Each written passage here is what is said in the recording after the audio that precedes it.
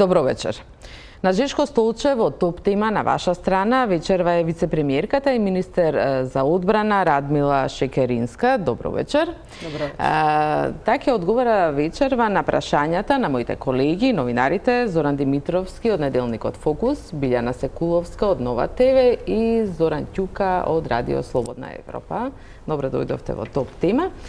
На ваша страна, господја Шекеринска, пред околу 7 часа, ако не се лажам, пристигнавте од Вашингтон, каде бевте примени на високо ниво, се сретнавте со државниот секретар за одбрана Матис, бевме сведоци на еден топол пречек и силни пораки, но сепак остана она на крајот од сите тие пораки, дека останува заклучокот на НАТО од Букурешт, дека единствен начин за влез во алијансата е решавање на спорот со името со Грција.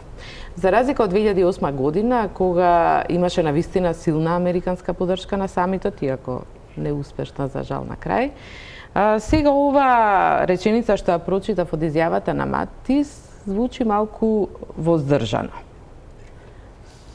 Па мислам дека би ни изгледала воздржано ако некој заспал во 2007 и се разбудил во 2018 година. Помина 11 години. И мислам дека пораката која што ја испраќа Матис е порака која што ја добиваме во континуитет во добрите години.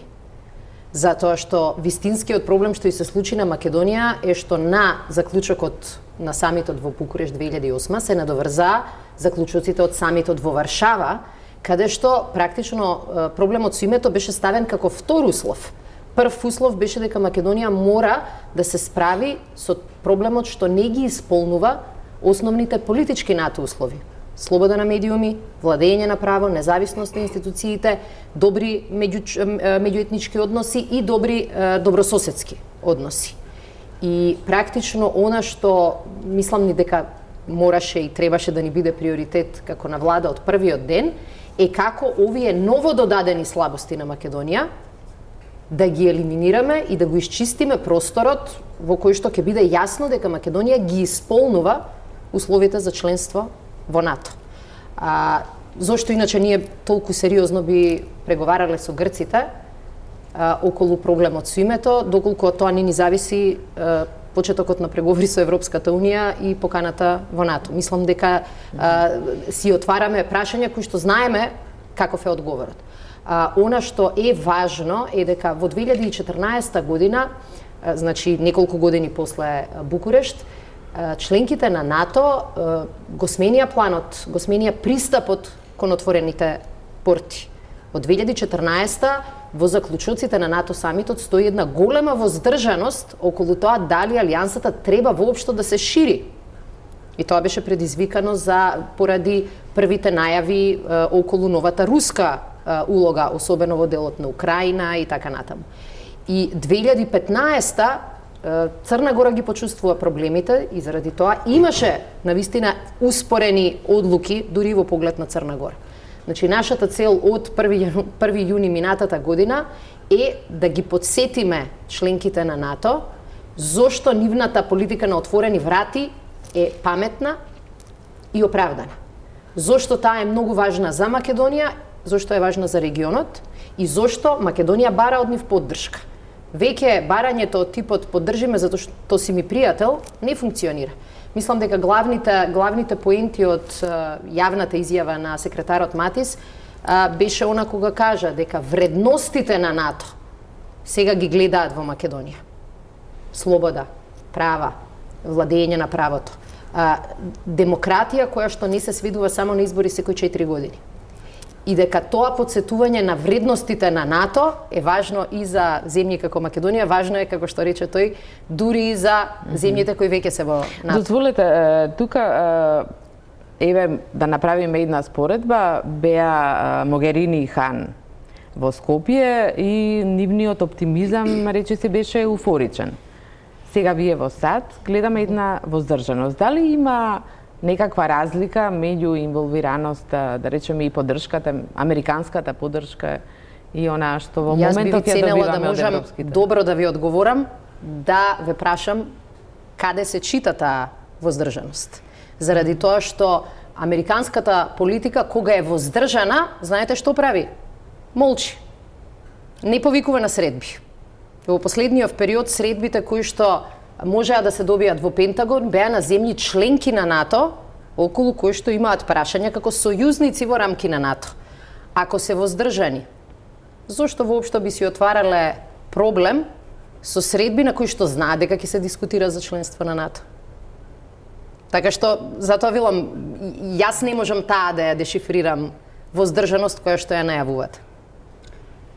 Добро, можеби сте во право дека не станува збор за воздржаност американска, меѓутоа вие бевте во Вашингтон во едно чувствително време на преговорите за името, на силната заинтересираност според мене на Америка да внесе Македонија и регионот во НАТО. Во време на руска замешателство на Балканот, меѓутоа што ново донесе вашата посета? Сепак останува клучно решавањето на проблемот со името. Ке се вратам пак назад. Нас во јуни месец 2017 не ни беше тоа прашање клучно. Заради тоа што на првите средби кои што ги имавме со Столтенберг, не можеа дури ни да го изговорат зборот покана за членство. Заради тоа што прво не можеа да оценат каков ќе биде ставот на различните сојузници, заради тоа што не можеа да оценат како ќе се одвиваат работите во Македонија, и заради тоа што прашањето за името беше единствено стандардно, се останато беше неизвестно. Да, но тоа е клучно. Клучно е кога ќе ги решите овие претходните. Значи, ние доаѓаме дали во Вашингтон или кај било кој сојузник и членка на НАТО и кажуваме дека Македонија има чисто досие во поглед на исполнетите услови. Дали е тоа доволно? Не е. Ама без тоа не се може. Пораката која што беше упатена беше дека Македонија е партнер на кој што можеле да се потпрат. Тоа не е нешто што можеа да го кажат пред една година. Не е нешто што можеа да го кажат пред 3 години. Јас навистина не можам да се сетам на ситуација кога ќе отидете кај некој од членките на НАТО и што ќе ви дадат ливченци и ќе ви речат еве ја влезницата. Нема такво нешто. Меѓутоа, пораките кои што ги испраќа Вашингтон се пораки кои што се логични. Ако има воздржаност, нема да имаат став. И нема да има средба? Па, дефинитивно, 6 години, зошто мислите дека никој во Македонија не можел да добие средба во Пентагон, да не зборувам за на повисоко ниво. И дали тоа значи дека влезницата е добиена и вратите се отворени? Не, ама добивате стратешко внимание дека сте заслужиле да идете на следно ниво, што би рекла Могерини. Така што се разбира дека фокусот на Европската Унија мора да биде многу присутен на Балканот отколку НАТО. НАТО сега е стратешки посветено и на други прашања кои што се надвор од европскиот континент. Европската Унија, поготово Хан Могерини во помала мерка, што друга задача и работа има освен да продуцира нови кандидати? НАТО има многу комплексна мисија овие денови. Дали да се секира за Афганистан, дали да се секира за Сирија, дали да се секира за Кореја. Значи, бројот на жаришта се големи. И шансата која што ја добива Македонија е шанса која што не ви ја сервираат. Туку така, но од друга страна не ви ја сервираат затоа што само така решиле, ви ја сервираат заради тоа што сте создале ситуација одново да ви го разгледаат случајот. Да, добро, тоа беше признаено и во изјавата што можевме да слушаме. Билјана?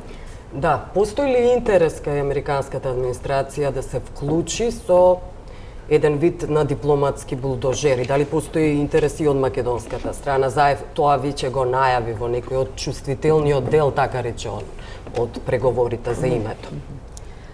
Она што го гледам не само во САД, туку и кај некои други влијателни членки, и не само за НАТО, туку и во делот на ЕУ, и дека кај нив постои подготвеност да помогнат.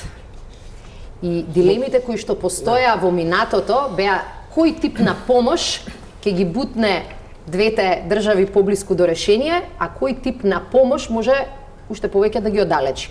Впечатоците кај многумина во поранишните американски администрации се дека во 2008 година може би го погрешиле пристапот со јавен притисок врз Грција, претходно јавен притисок и врз нас, дека на некој начин и молесниле на дел од грчките политичари да играат на картата, еве ние се спротиставивме на Америка и да им го леснат. Сега велите дека има мек притисок, дека тоа е за затворени врати.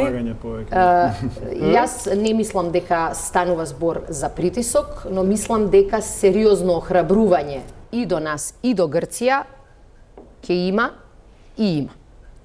И мислам дека тоа се одвива и на ниво на Европска Унија, се одвива и на ниво на НАТО, заради тоа што ова едно прашање ги пресекува двата Гордиеви чворови. Но влетување, инволвирање на американска администрација на еден вид, кажа веќе булдожер, тешкаш, така наречен. Јас мислам дека страдаме малку од сеќавањата и мене тоа ми се случува на 90-тите години. Рамковниот договор или Холбрук.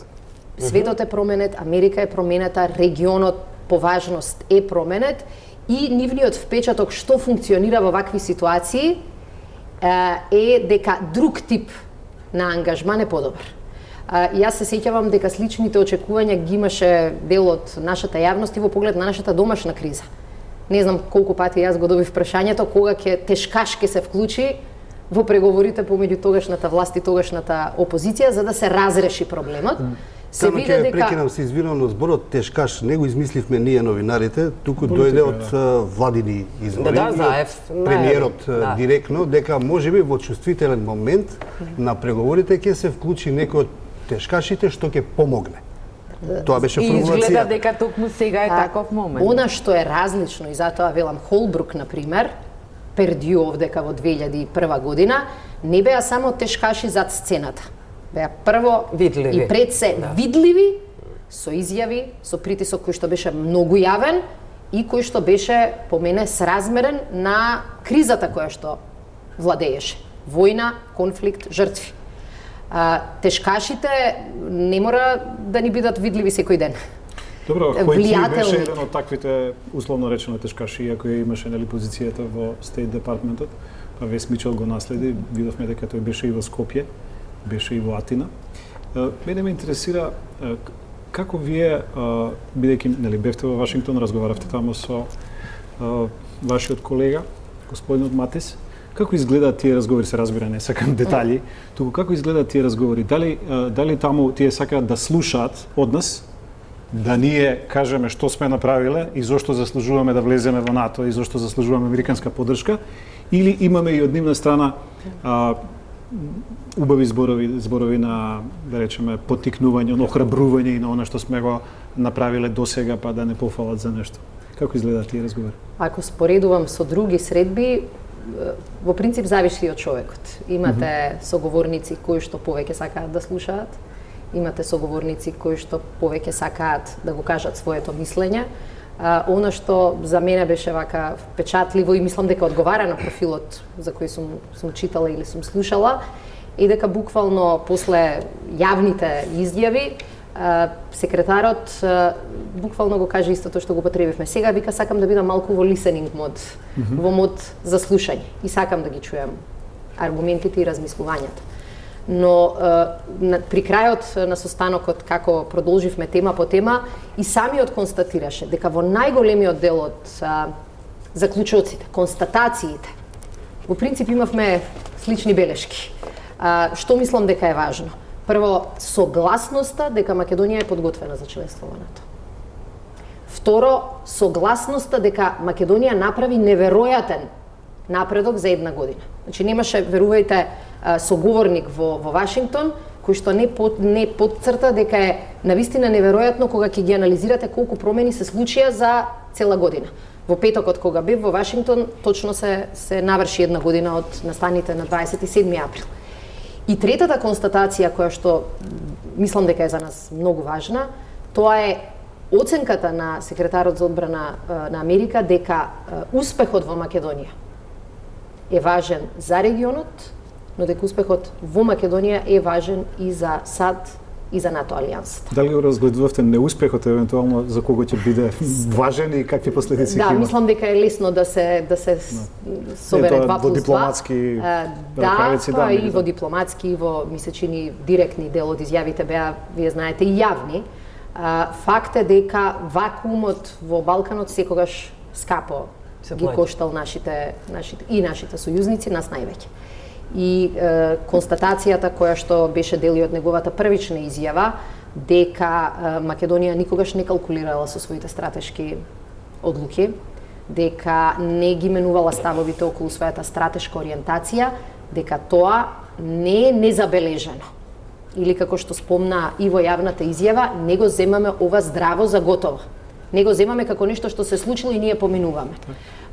Затоа велам, не се тоа лесни изјави да се дадат од страна на човекот кој што ја раководи најмоćната институција во најмоćната држава, а тоа е Пентагон, воените сили, да не зборувам за индустријата. Јасно е дека успеваме да покажеме дека ова не е само македонска работа, дека не е македонски интерес. Се разбира дека ние сме таму затоа што е наш интересот. Меѓутоа дека наш успех или неуспех ќе има серија на последици. И практично да не се случаа промените во Македонија во изминативе 10 месеци, никој, верувајте, немаше особено да се занимава ниту со нас, ниту со нашето членство во НАТО, ниту пак со преговорите со Грција. Немаше да има момент. Може да се вклучам? Кога велите че има последици, сметате ли дека руските закани се дел од тие последици, за кои толку многу се говори, секако дека и вие сте говореле на вашите средби за руските закани, дали Америка е спремна, подготвена да помогне за идните потези на Русија, како рече Русија, Македонија ќе биде легитимна цел на Русија ако влезе во НАТО. Тоа ли се последиците? Последната пресконференција на рускиот само амбасадор како подсетување да видиме дека ова што се случува, што и се случува на Македонија не е ниту прво, ниту изненадување. Јас ќе ве подсетам или ќе сугерирам да погледнете, ако не се лажам, 2014 година, кога Црна Гора за прв пат појасно ја декларираше својата цел преку своите први луѓе, буквално истата реченица дојде од страна на еден од политичарите, иако не волку официјално позициониран, дека Црна Гора ќе биде легитимна цел доколку стане членка на НАТО. Така што никој ова не го гледа со изненадување, ниту пак смееме да го сметаме, ниту со подценување. Нашиот разговор, ниту пак и нашето, како да кажам, очекување како Македонија не е ние да развиваме со Америка или со било која друга сојузник рецепт за одговор кон Русија. Ние нашиот одговор кон Русија го кажавме. Сакаме да градиме добри односи, мислиме дека може, има заеднички интереси, стратешките одлуки се наши. Единственото нешто што со право го очекуваме од наши партнери, сојузници, стратешки партнери е да го на некој начин отежнат ваквиот разговор, не дипломатски, со тоа што ќе го поддржа членството наше во НАТО. И тоа е најголемата и најдобрата поддршка која што можеме да ја добиеме. Дано што доколку тоа не се случи. Дали како влада имате анализи, сериозни анализи, например како тоа ќе се одрази на внатрешен план, на надворешен план, за ова што зборувавте. Да речеме, ние преживеавме како држава едно големо разушарување во 2008 кога очекувавме сите Македонија да влезе во НАТО, кога Џорџ Буш, тогашниот председател американски, сериозно се заложи, меѓутоа беше неуспех. Тогаш на некој начин за возврат подпишавме договор за стратешко партнерство со Соединетите држави. Што сега ако не успееме? Мислам дека фокусот мора да биде на нашата стратешка цел, а не на нешто што ако вие како што го кажувате како утешна награда или утех. Како политичари доста велите ние сме фокусирани на планот А. Ја не ме прашам за план Б, него анализа што ако на вистина, затоа што и тоа е Македонија не е членка на НАТО. Денес Македонија нема покана за НАТО. Денес Македонија си ја гарантира собствената безбедност. Но имаме закани за безбедноста од Русија. Имаме закани, но не значи дека ние се чувствуваме дека нема спас за Македонија. Тоа е многу слаба аргументација ако барате членство во НАТО, а при тоа не сте способни ни елементарно да си гарантирате безбедност на својата држава. Јас ви го сваќам. Зборувам не само за безбедноста, туку и за политички и економски. Она што нам ни останува како опција е фокусот кој што сега го имаме на домашни реформи да не го изгубиме. И во случај на позитивно, и во случај на негативно сценарио. Јас ќе ви кажам, многу луѓе тврдат поинаку, но во 2015 кризата не ни се случи заради тоа што не сме членка на НАТО и на Европската Унија. Ни се случи заради тоа што потврдивме во домашните институции, домашните реформи и владењето на правото. Председателот знам дека го користи тој аргумент постојано дека кризата се појавила затоа што не сме напредувале кон евроатлантските интеграции. Како некој да им нареди на Груевски компанија да прават плячка и да прават терор врз населението и да преслушуваат затоа што не влегле во Европска унија или во НАТО. Но овде по мене е битен еден момент оно што го спомена и Ќука. Значи не станува збор за план Б, туку слушаме сега во јавноста од одредени структури дека во контекст на тоа дека што бараме ние во НАТО и така натаму, па на крајот на криштата имаме стратегиско партнерство со Соединетите Американски држави и во тоа стратегиско партнерство тие ќе го штитат нашиот територијален интегритет и така натаму и така натаму. Јас се погледав таа спогодба што сме подпишале 2008, таму нема некакви гаранции за заштита на територијалниот интегритет, има само некакви декларации дека споделуваме заеднички вредности, дека ќе соработуваме и така натаму. Значи дали ова дали ова спогодба или оваа натамошна евентуална наша соработка со Соединетите Американски држави врз основа на тоа стратегиско партнерство, вие на некој начин се обидовте под Б или како под план Б да го разговарате во Вашингтон? Еве за неколку работи ќе кажам поконкретни. Прво, како резултат и на тоа стратешко партнерство, ние денеска во одбраната користиме сериозна финансиска и политичка помош од Соединетите Американски држави. За жал, стратешкото партнерство на хартија останува на хартија ако не работите на негова реализација. 13 милиони долари беа на располагање на Македонија и неискористени веќе неколку години. 13 милиони долари за потреби на одбраната. Во одбраната имаме значи, токму не може за се да се користат. Меѓутоа, точно се знаело кои се нашите потреби, кои се нашите приоритети.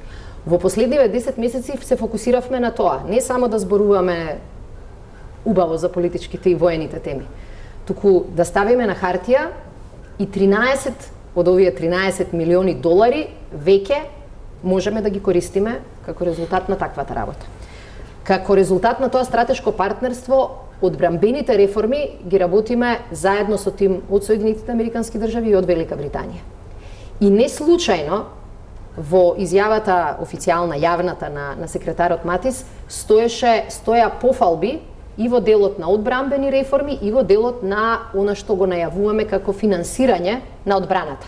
Тоа не е затоа што јас тоа го кажав, туку затоа што информациите кои што ги имаат и официјални во изработката на овие планови покажуваат дека владата е многу сериозна во подобрувањето на своите одбранбени капацитети. Не зборам НАТО критериум. Ние зборуваме дека како држава и во НАТО и вон од НАТО треба да имаме капацитет за одбрана. Овие три работи се работи на кои што работевме овие 10 месеци. И сега на некој начин имавме прилика вака и политички да ги заокружиме. Меѓутоа, верувајте, и во договорот за стратешко партнерство, и во други договори, не постои членот 5 од договорот за НАТО, кој дури еден период беше под знак на прашање. Но ги влечам паралелите малку со Црна Гора затоа што се случуваше нивното членство во период кој е сличен овој нашиот и под услови слични како нашите. Ваков е регионот, внатрешна криза, избори и така натаму. Дозволете ми тука само да извлечам таа уште една паралела. Тоа што кај црногорците не се случи, например, во 2014, се случи 6 месеци подоцна. Значи, мораме да пристапиме кон нашите стратешки цели, не како теми на кои што очекуваме резултат на 1 јуни, например. Сега или никогаш. Јас сум свесна. Луѓето мислат дека ќе бидете на средба во која што ќе добиете одговор на вашите очекувања и ние после можеме да се вратиме дома и спокојно да чекаме членство во НАТО. Не функционира така светот. До последен момент ти се бориш, до последен момент Може да изгубиш. Проблемите може да можеш. Значи во 2008 година изгубивме и реално затоа што имаше преголем оптимизам дека големиот брат ќе ни го реши проблемот. И јас, бидејќи сме учествували во делот на меѓупартиските преговори, ехото кое што го слушавме од наши министри за надворешни работи, за одбрана, амбасадорите, самиот најави дека 3 земји ќе влезат во НАТО. Да. И знаете како пред да не влиза. Да. Но знаете како на оваа средба, на оваа посета, добив информација од луѓе кои што биле во Вашингтон во тој период, дека 6 месеци пред НАТО самитот, од одредени структури веќе имало сигнал дека мора Македонија да биде внимателна и дека можно е да и се случи вето. Но нашето очекување е дека ако Америка каже готова е работата, мислам дека беше дел од проблемот. Дека сега сте поподготвени од тогаш, тогашната влада била предупредена, меѓутоа го игнорирала, можеби тоа од разни причини, а сега на пример доаѓаме, ако може малку да го свртиме вниманието кон преговорите за името, бидејќи тоа е она што Да, секако. Но дали добивте вие сигнали за вето да се вклучам како што претходно биле добиени сигнали за вето? Нормално е дека сега кога се водат преговори, никој нема да ви каже вето. Не може да има вето сега, никој нема да го постави. Значи 6 месеци пред самитот во Букурешт, ние се уште очекувавме со право дека времената спогодба функционира и дека преговараме со Грција, да, но и ако нема договор, формулата која што е компромисна ќе влеземе како бивша Југословенска република и така натаму. Така што сега веќе на сите ни е јасно, после 2008 година. Тоа не е веќе одлука на Грција, тоа е заклучок на земји членки на НАТО. И тука нема дилема дека треба да се биде предпазлив. Дали е сигурно? Не е сигурно. Дали зависи од преговорите со Грција? Сега веќе апсолутно. Пред 6 месеци не зависеше само од преговорите со Грција. Го расчистивме просторот за да може да се фокусираме на ова прашање. И треба да се подготвуваме, да дадеме максимум за да успее. Треба да имаме алтернативи, се разбира. Не сакам воопшто да спорам со тоа. Добро, сега кој се фокусира... Дозволи Зуки, пред емисија вчера бил најдов еден текст на Едвард Джозеф, добар познавач на Балканот, и беше тука многу присутен и уште еден негов колега кој ја советуваат американската влада да преземе една иницијатива да го поддржи целиот Западен Балкан токму на самитот на НАТО за да го заштите, велат, најранливата цел на Русија, Западниот Балкан. Во секоја земја, посебно за Македонија, препорачуваат Вашингтон да ја интензивира поддршката токму во преговорите околу спорот за името, дури со конкретен предлог да се повикаат премиерите на Македонија и на Грција во Белата куќа. Значи, директно вклучување на Соединетите Американски држави. Дали добивте некој... Да, зборувавме за тешкаш, а тука веќе гледаме... Говоревме дека во овој момент двете држави водат преговори, дека поддршката од стратешки партнери, важни земји е важна, но дека сакаат да видат докаде ќе дојдеме со сопствени сили. И докаде сме дојдени сега? Само да одговорам на прашањето. И во принцип сугестиите или коментарите кои што ги даваат во текстот се речиси идентични со настапот на Скапароти пред Американскиот конгрес, каде што ги рангираше регионите каде што се случува практично конфликт помеѓу НАТО и Русија. Балканот го смести како регион кој што има најдиректно влијание врз европската безбедност. И за разлика од тезите пред 3-4 години дека европската безбедност е загарантирана и дека НАТО треба да се фокусира на Пацифик и САД, на Пацификот, на Азија, сега веќе обновениот интерес е во Европа. А Балканот е мекото ткиво заради незавршениот проект. Јас ви уверувам да не беа во 2004 година трите балтички држави влезени во НАТО, по 10 години и тие ќе се најдеа во наша ситуација. Се сменил светот, или можеби во ситуација на Украина ќе се најдеа. Уште полошо. Уште полошо. Значи, тоа покажува дека не една декада, некогаш 3 години одложување на планот не значи дека ќе бидеш во истата ситуација, него едноставно комплетно ќе бидат сменети позициите.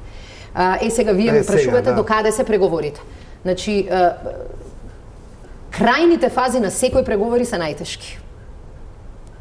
И заради тоа и вие ќе не разберете дека ако сакаме да ги завршиме успешно, мора и некој фер плей, не вие. Но ние мораме да балансираме помеѓу. Еве еден одговор. Да. Тоа го кажаа сите. Тоа не е ново. И јас се сеќавам на неколку дебати со некој од вас кои што сум ги имала и тогаш тврдев и моите колеги тоа го кажуваа дека ако има шанса за успех по ова прашање, решението ќе биде во фотофиниш. Заради тоа што тогаш прво и двете страни ќе си ги направат последните проценки. На што можат да направат компромис, околу кое прашање ќе бараат позицијата нивна да биде прифатена, но во ист момент вклучувањето и на други земји членки на ЕУ и НАТО во тој момент ќе биде возможно. И јас очекувам дека после овие средби со министрите за надворешни работи и потоа се надевам дури и премиерите, ќе ни биде јасно кој тип на поддршка и помош ќе ни биде потребен од Америка, од Германија, од Франција. Но мора Грција и Македонија да стигнат до нешто што ќе изгледа дека е блиско до решение. По она што можеме да го видиме, стигнати се до ерга омнес, до името за севкупна употреба на што инсистираат, и до уставот. И до уставот, да. И имаше изјава на премиерот. Веќе 20 години се стигнати до таму. Да, премиерот навести во интервју дека е можно решение, сега да го се обидам да го цитирам правилно, дека е можно решение, односно со отворањето на уставот, креативно решение, со отворањето на уставот при влезот на Македонија во Европската унија. Но тоа не се знае како би го отвориле устав. Што значат тие уставни измени? Креативни. Кога овдека би го дискутирале, тоа би значило дека веќе имаме преговарачки јасни, не само преговарачки позиции, усогласени позиции околу кои што може да дискутираме. Сега ги бираме зборовите за да не дадеме на некој алиби утре да каже дека Македонија ги руши преговорите. Во една фаза како што сме сега, кога кај одреден дел од прашањата гледаме дека има флексибилност од двете страни, сега доаѓаме до тешките. И ова се тешки, како што биле и претходните тешки. По мене овие прашања се најкомплексни заради тоа што релативно одскоро се појавија на масата. Вие се сеќавате дека долго време ерга омнес се преведуваше ерга омнес за меѓународно. Да. Тоа од последните дискусии, особено во грчката јавност, наеднаш почна да се менува. И сега тоа е деликатниот момент кој треба да се справи. Грците измислија во овие преговори нешто досега невидено, тоа со слејаното име, и се ги испаѓа дека они... Ама тоа изгледа од Стапија веќе. Да, веќе бидејќи не се точно затоа измислија еден аргумент, преговарачки за достапот, ние не знаеме од наша страна дали ние нешто е тие преговори со лукавите јужни соседи, нешто сме измислили, нешто сме направили за еве и ние за нешто да отстапиме, да речеме. Па зар мислите дека министер некој ќе ви признае лукав потек пред камера, кој утре може грчката страна да го искористи? Иако нашите позиции до сега не излегуваа по медиумите, тоа е вистина. Од друга страна имавме веднаш после оној предлог на Нимиц, во грчките медиуми се коментираше дека одговорот од наша страна бил како да дошол од Груевски, така коментираа во медиумите, демек бил многу радикално. Тоа беше многу, да кажам, и во нашата јавност е дебатирано, да не кажам критикувано како потез. Меѓутоа беше успешен потез. Не лукав, јас мислам фер. Кога Грција излезе со предлог, што е легитимно. Значи, во ниеден преговори не можете да мислите дека ќе бидете успешен ако на другата страна го одземете правото да излезе со предлог, така? Точно, да. А знаете дека секогаш тој што ќе излезе со предлог има предност. И нашиот предлог ја имаше целта да го врати процесот во Нимиц диктиран процес.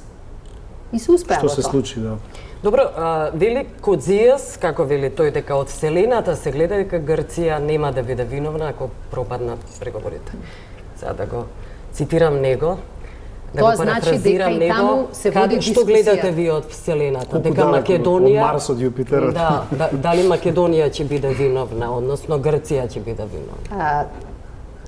И врз база на сегашните и претходни средби кои што сум ги имал, одговорно тврдам дека потезите кои што ги направи Македонија, не само во поглед на преговорите со името, поглед на аеродромот, поглед на автопатот покажа дека од вселената Македонија е заинтересирана за решение. И нема да биде виновна. И ако го гледаш и со телескоп, ако гледаш и овде, заинтересирани сме. Ние не сакаме да влеземе во играта кој е крив. Затоа што во моментот кога премногу инсистираш на тие аргументи, ти испраќаш порака дека си спремен на неуспех. Сакаме фокусот да биде на успешен процес. Врз база на сето тоа што го понудивме и јавно, на сите им е јасно дека Македонија била заинтересирана за решение. И дека не калкулирала политички. Нема да биде виновна. Вината е некогаш збор кој често пати политичарите го спомнуваат меѓународно, али го мислат повеќе домашно. Добро. И ако пропаднат преговорите, преговорите ги водиме за да успеат. Добро. Преговорите можат да успеат само ако двете страни тоа го посакуваат и преговорите можат да успеат ако во еден момент најдеме решение со кое и двете страни можат да живеат и да го спроведат. И се повеќе од тоа е барање само на виновник. Значи но јас гарантирам прстот на Грција како виновник. Јас она што сум сигурна е дека Македонија во целиот овој процес беше доживеана како зрела, одговорна и концентрирана земја. Сега зборуваме во меѓународната заедница. Да, заради тоа што кога зборуваме за дали некоја држава ќе биде сметана за виновник или не, тоа го правиме за меѓународната заедница. Во овој контекст, дали сметате дека испоред тие реакции на Кодзијас и она што го слушаме постојано од грчките официјални личности, дали е сериозен интересот кај Грција да се реши овој проблем или на крајот може се да заврши со едно алиби, а причината е затоа што веќе не можат да постават евентуално големи блокади на Македонија на сите полиња. И она што се случи кај нас трансформација на власта, односно веќе завршување на оној режим претходен кој што се однесуваше така како што можеби посакуваа грчките најрадикални структури. Дали во овој контекст сметате дека Грција е сериозно решена за да најде решение за спорот за името или можеби бара алтернатива, да ни дозволи да речеме почеток на преговорите за членство во Европската унија, а тоа нејзе ништо не ја чини. Затоа што има уште 10 пати можности да може да трае. Имаше еден период втората половина на 2017 кога и нам ни требаше добра проценка дали реално Грција е заинтересирана да дојде до решение или се ќе се сведе на игра алиби помеѓу нас и нив, кој бил неконструктивниот партнер. Имаше изјави кои што можевме да ги толкуваме како незаинтересираност, но земајќи предвид дека на неколку теми провизорно успеавме да најдеме решение, а не мора да го прифатат, тоа дава некоја индиција дека постои јадро кое сака да има решение. Меѓутоа и ние грешиме кога велиме Грција и мислиме дека таму има едно мислење, една структура и една позиција. И во Македонија нема една. Така, имате со различни луѓе, ако зборувате, има различни ставови. Истото е и во Грција. Значи, ние после неколку средби го стекнавме тој важен впечаток дека постои интерес. Не е гаранција, но е добар почеток. Она што мислам дека беше загрижувачки е ова двојство кое што и вие го спомнавте. Па може би ќе се согласиме за почеток на преговори со ЕУ, но, например, поканата за НАТО би можела да стигне покасно. Никој од нас не може да заборави дека почетокот на ескалацијата во односите се случи поради покана во НАТО. Така. Пред се, заради тоа што е еднократна. Имате покана и има Грција гаранција, ратификација. Но сепак од поканата до членство е период од година и половина каде не можете многу да измислувате пречки. И второ, геополитички таа изјава можеше да се третира. Ако Грција и Македонија, особено еве ако Грција сака да го реши проблемот со името, зошто на масата би ставала само една аргументација да ја убеди Македонија да прифати компромис, кога има две во рацете, и НАТО и Европската унија. Европската унија е проект за суштински реформи во државата и многу е важен. И свесни сме дека ќе треба време. Но свесни сме и дека на 30 и кусурте поглавја секоја земја може 2 пати да блокира. Добро, ова можам да заклучам според ова дека Грција е сепак искрен пријател. И сега, Козијас во интервју за грчката ТВ Sky изјави: Заев ќе биде уапсен од следната влада ако не го прифати менувањето на уставот, затоа што аргументот ќе биде дека го прекршил уставот со прифаќање на меѓународно име, кое не е запишено всушност во уставот. Вака обидите за преговори ќе ги трансформираме во обиди за јавни конфронтации. Имаше министерот и други изјави кои не се покажа особено конструктивни, но ги надминавме. Предпоставувам и тие никогаш реагираат на нашите изјави. И сега ќе одмавнете со раката? Не, човек не треба да одмавнува со раката, но треба да се фокусира на тоа што ни е целта. Нема да не е целта да имаме попаметна изјава од претходната. Целта ни е да реализираме успех. И се ова е на некој начин на втор план, а не во фокусот на интереси. Тоа е некој аргумент за менување на уставот. Се разбира дека Грција кога ќе има своји позиции, дека за нив ќе наоѓа 1001 аргумент да ги брани во јавност. И со голем дел нема да се согласиме. Не се согласувате со ова? Имате само уште едно кратко прашање.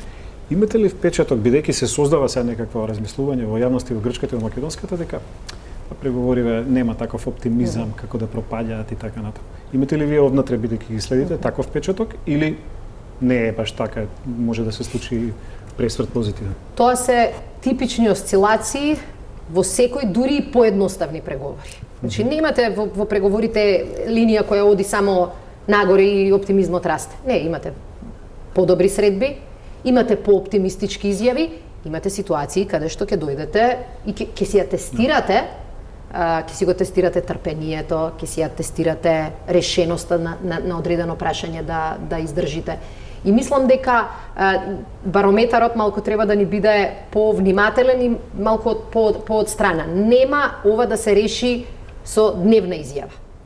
Но факт е дека на крајот сите преговори се најтешки. Еве, направете споредбата со нашите домашни пржински преговори. Колку пати се дојдовме во ситуација да ни изгледа дека се е распаднато. И беше распаднато. Ни изгледаше дека попусто го трошиме времето, затоа што нема разбирачка со другите. Предпоставувам ВМРО ДПМН тоа го кажувале за нас. Но други странци беа, Нимиц не беше тука. Имаше притисок посилен од страна. Имаше сериозен притисок, а Нимиц останува вечен. Ќе ве подсетам дека во тој период сите имаа забелешки дека притисокот од странство не е доволен. И мислам дека рече со секој од вас тоа еднаш го кажа. Но Македонија е 20 и кусур години независна држава. И мора да се научиме поголем дел од одговорноста да ја превземаме на себе, а не да очекуваме суперменска реакција само од странство. Во дадени моменти може да ти помогне, но трудот и планот и креативноста и идеите треба да бидат наши. Пред да направиме пауза за реклами, премиерот Заев вчера прв пат спомена, додуша прашан дека има план Б. До сега такво нешто не се споменуваше, бевме сведоци на неговиот најголем оптимизам веројатно во владата. Што ако не се реши споразумето? Што ќе се случува во Македонија? Мислам дека на сличното прашање одговори во првиот. Да, тоа беше во контекст на работата дома не ни бега и на 11 јули да ни соопштат дека сме членка на НАТО и да ни ги почнат и завршат преговорите. И реално тоа не е план Б. Тоа е да го продолжиме побрзо, да го работиме тоа што не сме им го ветиле ниту на ЕУ, ниту на НАТО, туку сме го превзели обврска пред нашите граѓани. И тие две цели не се контрадикторни, ние сакаме тие две цели да ги направиме паралелни, ама овие прашања на домашно средување на дворот немаат алтернатива, дури и се да ние потаман во делот на ЕУ и НАТО. И јас мислам дека и пораката од премиерот беше во таа насока. Дека нашиот фокус околу тоа дали судството да ни биде да ни биде поправено, дали администрацијата да ни биде ефикасна, дали медиумите да бидат слободни како што сега не фали Freedom House, дали економијата да биде по силна, дали шансите за вработување да бидат поголеми, платите да бидат повисоки. Ова се работи кои што во сенка помалку. Да, како влада како ќе ги водиме ние тие работи без камшикот на Европската унија, затоа што ние знаеме дека и досега имавме планови за реформи со претходни влади и така натаму. Но ако не почнеме преговори со Европската унија, јас се сомневам дека во судството можеме да направиме посериозни помаци. И во други делови, во државната администрација. Преговорите се највистинскиот механизам за водење на тие реформи. Значи тоа се аргументите кои ние ги кажуваме пред европските колеги, дека не ни треба подарок. Ни треба помош да си помогнеме. И факт е дека Македонија често пати кога имаше фокус од Брисел, беше многу побрза во исполнувањето на дел од реформите. Но видовме и обратно. Дури кога го измислија оној high level accession dialogue и реално ни ги дадоа инструментите блиски до советување за преговори, политички притисок. Ако немате дома желба нешто да се менува, нема да се менува. А мислите дека желбата ќе остане иста? Или дека нема да се соочите реално со некои други проблеми поради евентуалниот неуспех на преговорите? Тогаш, да ви кажам, како држава треба да кажеме дека навистина се однесуваме незрело. Значи, по мене детско е однесувањето, ако нешто не ти успее, ти уште повеќе да се повлечеш и да кажеш сега нема ни да се обидувам. За кого ја правиме судската реформа? Стварно не мислам дека ја правиме за НАТО или за Европската унија. Да, но доаѓа септември, не очекувате дека ќе зајакнат националистички сили, па ќе зајакнат сили проруски. Мислам дека ќе се случат многу со истата атмосфера која е сега работите. Во тоа што ги убедуваме. Меѓутоа, знаете како, кога ќе испратите сигнал, ќе ви кажат Груевски беше во право дека не можеме да го решиме спорот за името поради Грција. Па ќе зајакнат тие структури на ВМРО да поминат. Не, тогаш може обратно да биде. Тогаш веќе приказната на Груевски дека тој не давал ништо, а СДСМ ќе се согласи на се, ќе падне во вода. Ама, знаете како, анализата дека националистите ќе си го прават тоа што најдобро го прават, а тоа е да лажат, да манипулираат и да ги користат емоциите, незадоволството, стравот кај луѓето, ќе го прават. Но прашањето е дали ние ќе седиме и ќе го гледаме тоа да ни се случува без да се мрднеме од мртва точка. Еве го земете ги законите за следење на комуникациите. Да, меѓу другото можевме да ги изработиме сите овие закони и заради стручна експертска помош која што доаѓаше од ЕУ. Дали очекувате да изгубите власта доколку нема решение, бидејќи цела енергија на оваа влада е насочена на решавање на спорните прашања, најголемото е спорот со Грција. Па еве сега ќе ви кажам, последниот пат кога се постави прашањето за интерпелација, дали унесреќен момент, со така една невешта формулација, настап без фокус, резултатот беше дека само опозицијата изгуби својата поддршка, а не власта.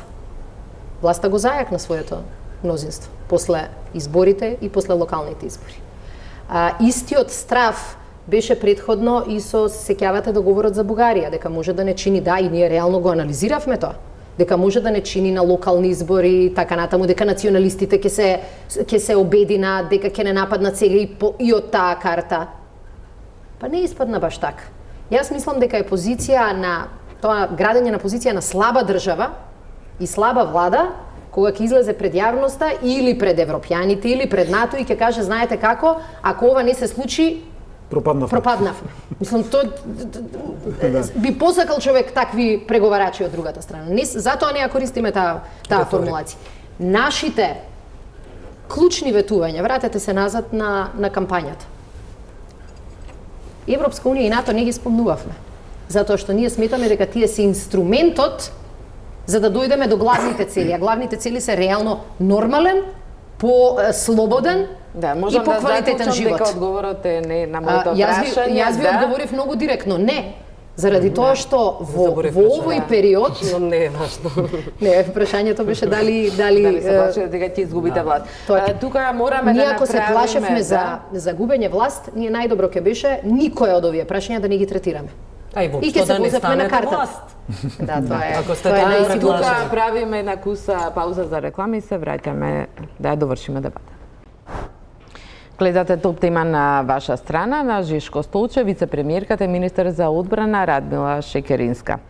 На 31 мај ќе биде точно една година откако оваа влада ја презема власта, значи веќе една година, доволно време за критики и анализи на владењето. Она за што најмногу добивавте беа околу вработувањата. Имаше примери на непотизам, лоши персонални решенија, повеќе пиар отколку конкретна работа. И сега се најавува и секој ден не очекуваме реконструкција на влада. Со нетрпение. Иако јас слушнав дека можеби нема да има така нешто. Да, можеби Можеби не. да, можеби не. Ќе има И или дали не? е воопшто тоа важно? Важно е за јавноста, и Дали за мислам дека владата со е право, важно? за владата е најважно, но сега сме тука во служба на јавноста и на вас. Со право е оваа тема која што доминира, а со право е комплицирано да ја завршиш отколку за неа само да коментираш, бидејќи се работи за коалициона влада. Ги правиме анализите, сакавме да се прошири, сакаме да се прошири парламентарното мнозинство и бидејќи има одреден број на партии кои што сакаат да влезат во владата, не можете да разговарате со еден, со двајца, туку разговарате на повеќе фронтови. Реално имаше во овој период и многу други поважни прашања и можеби тоа ја одложи реконструкцијата, но јасно ние секако мора да го пополниме местото министер за правда. Да. И се разбира дека тоа не е ресор кој што е вака се поминува преку него. Тоа е еден од суштинските ресори кои што ќе ги дефинираат реформите понатаму. Но верувајте дека тезата повеќе пиар како владата, помалку работа, дека најчесто критиките кои што ги добиваме од луѓе кои што реално следат, се експерти во област е обратното. Дека честопати тоа и што е направено во моментот откако ќе биде направено не се промовира. И реално е така, погледнете сега 1 мај беше шанса и премиерот и двајцата министри да излезат со бројките во поглед на едно од најгорливите економски екзистенцијални прашања. Тоа е се прашањето на платите. 90.000 луѓе имаат повисока плата поради измените во законот за минимална плата. Значи во држави коалициони Имате ли податоци дали функционира затоа што имаше многу поплаки? Значи има она што се случува особено во делот на текстилот или во некои од други помали во принцип фирми, се случува притисок врз вработените да враќаат еден дел на парите во кеш. И тука навистина работиме и со неколку невладени организации на локално ниво, на локални медиуми да ги повикуваме луѓето да реагираат кај институциите. Таа недоверба кон институциите се уште постои. Стравот дека нема да бидат заштитени како извор се уште постои. И тоа чекор по чекор ќе го поправаме. Но 90.000 со повисока плата, 5.000 стечајци, проблемот долго години носен е решен како проблем. Процентот на просечната плата покачувањето е 6% јануари со јануари. Значи, тие се теми кои што, верувајте, еднаш месечно ги спомнуваме. И со право некои не критикуваат.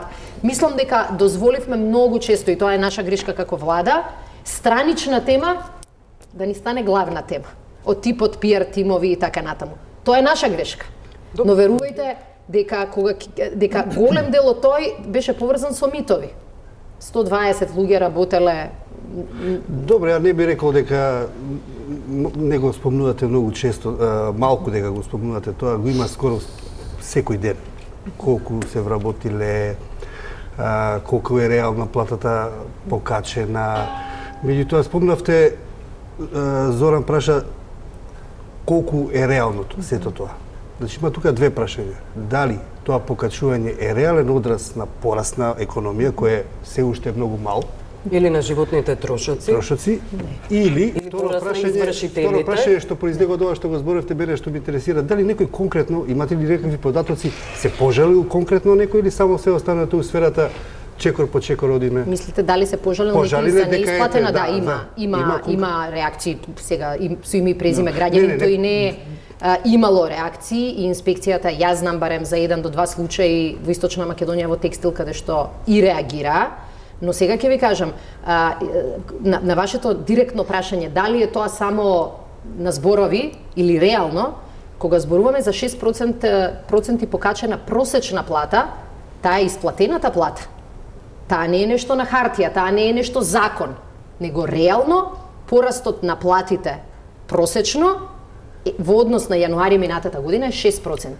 Сега вие го поставивте прашањето дали тоа одговара на порастот на економијата.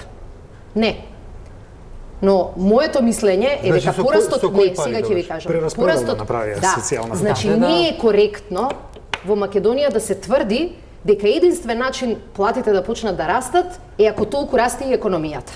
Затоа што ќе се сложите дека главната можеби причина за заминување на луѓе од Македонија е не само заради неможење да се најде работа, туку неможење да се преживее со многу ниски плати. Ако ние не ги придвижиме платите, утре и бизнисмените кои можеби денеска се жалат што се покачени платите, ќе видат дека тоа е и нивен проблем, затоа што нема да имаат доволно работна сила, заради тоа што нема да ја задржат работната сила и наместо да си ја градат работната сила на секои 6 месеци нови луѓе треба да вработуваат бидејќи овие другите заминуваат во странство. Така што има во македонската економија, особено и во приватниот, помалку во државниот сектор, можност да се зголемуваат платите не само пропорционално со тоа колку им расте профитот или колку им расте прометот.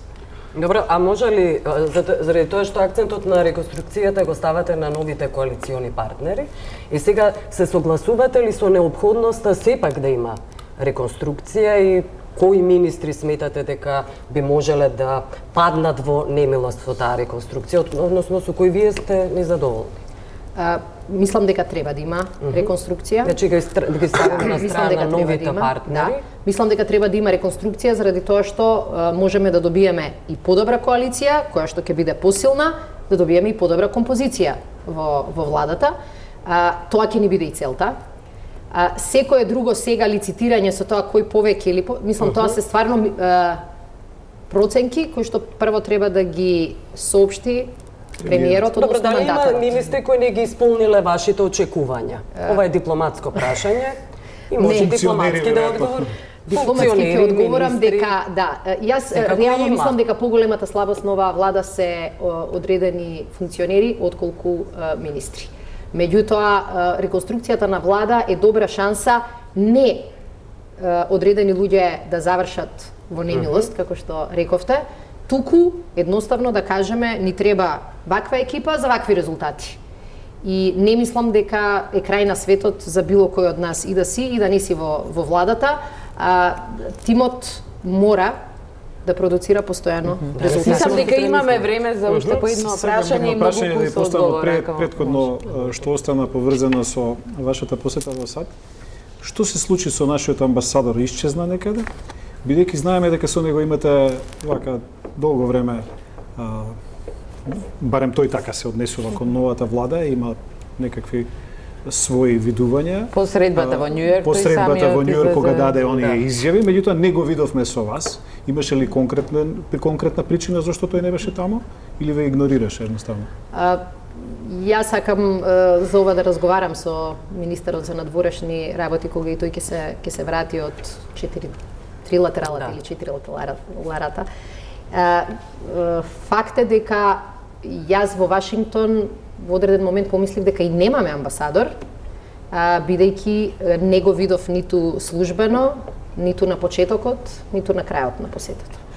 И сметам дека е тоа скандалозно однесување, затоа што на нашиот амбасадор не му смета на секој први да ја добива платата од оваа влада. Апсолутно. И неговото семејство да живее на сметка на граѓаните. Минатиот пат имаше големи критики за неговата изјава, меѓутоа го оставивте така. Тоа е, да кажеме, друго прашање. Има работи околу кои што можеме да имаме различни ставови. Има работи и во тек на посета каде што може амбасадорот да сугерира нешто. Тоа во секоја нормална држава се доживува како плюс.